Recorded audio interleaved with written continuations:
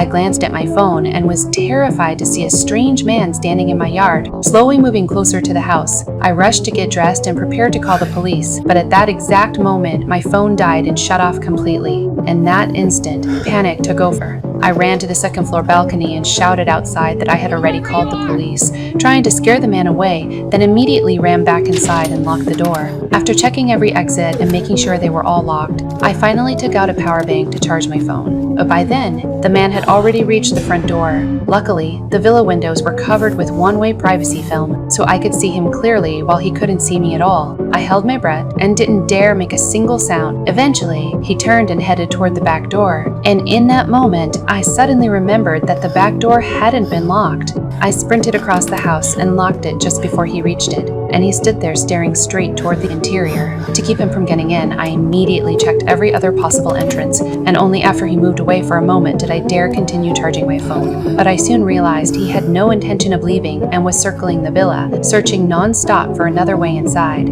I tried calling the police again, but the call wouldn't go through, and only then did I realize he had already cut the internet line to the house. As I stood there helpless, I noticed the smoke detector and realized that if I triggered the alarm, the fire department would come. I took out a match and lit it beneath the sensor, and after several attempts, the alarm finally went off. I thought the man would flee, but the next second, I saw him pull out a remote from his bag and press it lightly, and the alarm instantly went silent. Before I could react, he began violently forcing the door.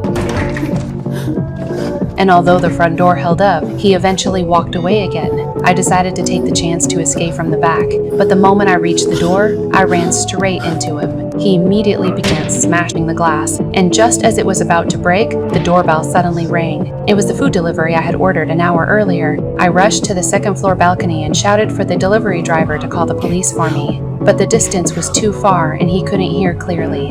As he stood there looking confused, something even worse began to happen.